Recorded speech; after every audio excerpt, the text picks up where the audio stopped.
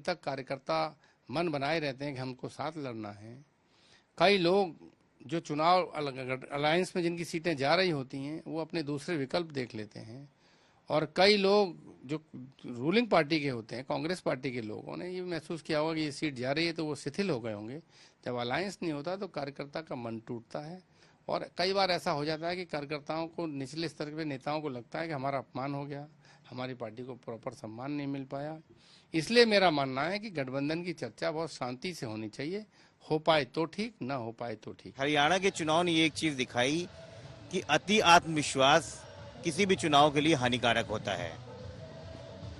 जब ये चुनाव की घोषणा हुई उस बीच लगभग समाजवादी पार्टी ने कांग्रेस के शीर्ष नेतृत्व से बात करी, और हमारा भी गठबंधन वहाँ पे गठबंधन क्योंकि पैन इंडिया है इंडिया अलायंस में, तो हम चाहते थे हम वहाँ भी चुनाव लड़ें, लेकिन कुछ बात नहीं बनी, या कांग्रेस वालों को लगा कि वहाँ पे हमारा जनाधार नहीं है। यही मैं कह रहा हूँ, जनता की जो भावनाएं हैं उसको कांग्रेस पार्टी को समझना चाहिए, क्योंकि बार बार यही कहना, मध्य प्रदेश में भी आपने यही कहा, हमने वहाँ भी कर रखा कि कोई बात नहीं है, आप यहाँ भी यहाँ कर रहे हैं। के चुनाव परिणाम के बाद से समाजवादी पार्टी के नेता और प्रवक्ता जिस तरह से कांग्रेस की आलोचना कर रहे हैं उससे स्पष्ट हो रहा है कि गठबंधन में गांठें अब बहुत गहरी पड़ गई है। वैसे भी समाजवादी पार्टी का पुराना ट्रैक रिकॉर्ड है कि जिसके साथ भी गठबंधन एक चुनाव में करते हैं, अगले चुनाव से पहले ही गठबंधन तोड़ देते हैं, और इस तरह से उन्होंने फूलपुर को लेकर के, मझवा को लेकर के अपने कैंडिडेट डिक्लेयर कर दिए हैं। ये स्पष्ट है कि अब सपा और कांग्रेस का गठबंधन ठीक नहीं है। समाजवादी पार्टी उनके साथ अब अपमानजनक व्यवहार करेगी, जैसा अपमानजनक व्यवहार कांग्रेस पार्टी ने हरियाणा में अखिलेश यादव जी के साथ किया था। लेकिन वो गठबंधन करे या ना करे, भारतीय जनता पार्टी अपने गठबंधन के साथ बहुत मजबूती के साथ तैयार है। हमें हरियाणा में जिस तरह का आशीर्वाद मिला है उससे कार्यकर्ताओं का आत्मबल और बढ़ा है। हम उपचुनाव में सभी की सभी सीटों पर राष्ट्रीय जनतांत्रिक गठबंधन के प्रत्याशी जीत हासिल करेंगे।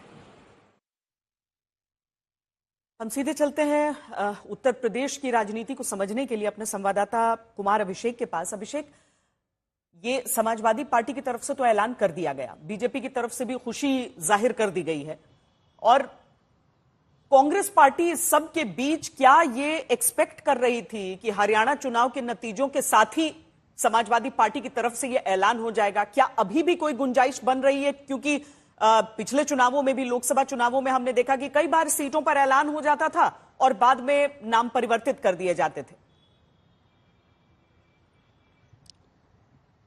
बिल्कुल श्वेता, देखिए गुंजाइश तो हमेशा बनी रहती है, और अखिलेश यादव जिस तरीके से कांग्रेस के साथ डील कर रहे हैं उसमें यह गुंजाइश बनी हुई है कि शायद इन सीटों में से कोई सीट पर दबाव बन के या बातचीत करके सहमति बन जाए। लेकिन बात यह है कि जैसे ही कल रिजल्ट आया, आज अखिलेश यादव ने 6 सीटों पर अपने प्रत्याशी घोषित कर दिए। दरअसल सीधे सीधे कांग्रेस को उन्होंने दरकिनार कर दिया है, ठेंगा दिखाया है कि आप जो सीटें मांग रहे थे, जिन 2 सीटों पर इनकी नजर थी कि फूलपुर प्रयागराज से जुड़ा है, फूलपुर से इंदिरा गांधी कभी चुनाव लड़ चुकी थी, उनका पूरा फोकस फूलपुर पर था, मंझवा पर उनका फोकस था। अखिलेश यादव ने पीडीए कहा, 4 दलित, ओबीसी और 2 मुसलमानों का उन्होंने टिकट ऐलान कर दिया। इसमें ये दोनों सीटें हैं।